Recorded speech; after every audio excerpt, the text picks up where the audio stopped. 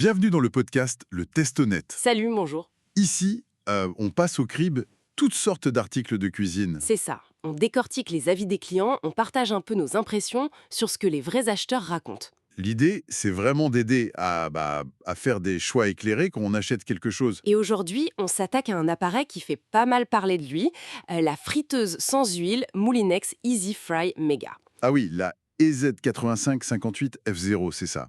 On l'a vu sur Amazon.fr, beaucoup de commentaires. Exactement. On a regardé la description, les avis, tout ça. Alors, qu'est-ce qu'elle promet, cette friteuse? La première chose qui saute aux yeux, c'est la taille, non? Oui, la capacité. Très grande capacité, ils disent 7 litres et demi. C'est jusqu'à 8 personnes apparemment. 7,5 litres. C'est énorme. Et pourtant, il parle aussi de format compact. C'est un peu contradictoire, non? Ben, c'est ce qu'on s'est dit aussi. 7,5 litres et compact, faut voir ce que ça donne en vrai sur un plan de travail. Et à part ça, gain de temps, économie d'énergie, les promesses habituelles des airfryers, j'imagine. Oui, alors là, ils sont précis. Jusqu'à 70% d'énergie en moins et 37% plus rapide qu'un four classique. Bon, c'est basé sur leur test avec des frites surgelées en 2024, faut le préciser, hein. D'accord. Et techniquement, ça donne quoi? Puissance, programme? Alors, 2020 watts, ce qui est assez standard et ça devrait chauffer vite. Il y a 8 programmes préréglés, plus un mode manuel de 80 à 200 degrés et jusqu'à 60 minutes. Ok, 200 degrés max. On y reviendra peut-être. Et les utilisateurs, alors, qu'est-ce qu'ils en pensent de tout ça? La note globale est bonne, non? Très bonne, oui. 4,6 étoiles sur 5, avec plus de 600 évaluations au moment où on a regardé. 76% de 5 étoiles, c'est solide. Ah oui, quand même. Et quels sont les points qui reviennent le plus dans les avis positifs? La facilité, Absolument. facile d'utilisation, très pratique, technologie simple, ça revient tout le temps. Clairement, les gens apprécient de ne pas avoir à lire un manuel de 50 pages. Ça, c'est un bon point. Et la fameuse capacité, elle est confirmée par les retours? Oui, tout à fait. On lit des choses comme grande capacité, assez grand pour un poulet de 1,4 kg. Quelqu'un dit même super pratique pour une famille de 4 personnes. Donc oui, le volume est là et il est apprécié. Et est-ce que les gens se plaignent qu'elle prend trop de place, justement, vu la taille? Étonnamment, pas vraiment, ou du moins ça ne ressort pas comme un point négatif majeur.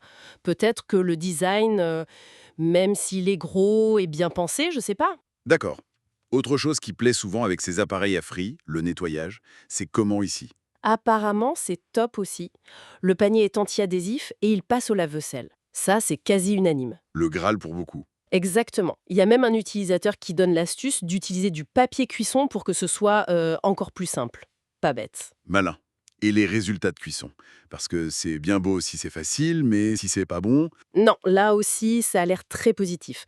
La cuisson est top, frites bonnes et croustillantes. Les gens semblent contents de ce qui sort de la machine, que ce soit des frites, du poulet ou d'autres choses. Et la rapidité promise, elle est au rendez-vous. Ce sont des commentaires qu'on retrouve. Bon, ça a l'air presque parfait alors. Il y a quand même des bémols, des points négatifs? Il y en a quelques-uns, mais assez mineurs, on dirait. Quelqu'un a mentionné une forte odeur de plastique au début. Ah, ça arrive parfois, avec les appareils neufs, ça. Oui. Et il précise que c'est parti après avoir fait tourner la machine à vide une fois. Donc rien de rédhibitoire a priori. D'accord. Autre chose? Oui, ce qu'on évoquait tout à l'heure, la température maximale, un utilisateur regrette qu'elle ne monte pas au-delà de 200 degrés Celsius. C'est vrai que pour certaines cuissons, griller une viande très fort ou certaines pâtisseries, ça peut être un peu juste 200 degrés. Exactement. C'est un point à garder en tête selon ce qu'on veut cuisiner principalement. Et le prix dans tout ça? Parce que Moulinex, c'est une marque connue, mais pas toujours la moins chère. Eh bien là, le rapport qualité-prix semble être un point fort aussi. Au moment où on a regardé, elle était autour de 102 € neuve. Ah oui, c'est raisonnable pour une telle capacité. C'est ça.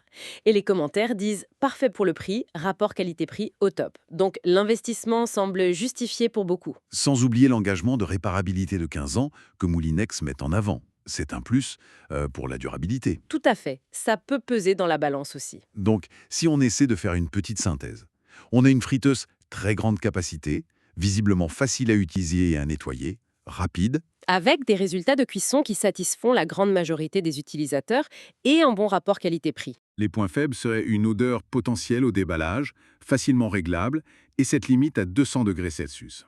C'est à peu près ça. Elle semble vraiment cocher les cases pour les familles ou ceux qui cuisinent souvent en grande quantité et qui cherchent la simplicité et la rapidité. Oui, c'est clairement son créneau. Après, la question de fond reste toujours un peu la même avec ces appareils, non? Est-ce que cuisiner sans huile, c'est vraiment plus sain? Ou est-ce que ça nous déculpabilise juste pour manger plus de frites? Voilà, c'est peut-être ça la question à se poser avant d'acheter. Bon, une réflexion pour nos auditeurs. Vous venez d'écouter un épisode du podcast Le Testonet. On vous aide à prendre des décisions éclairées, une critique de produit à la fois. À la prochaine fois. À bientôt!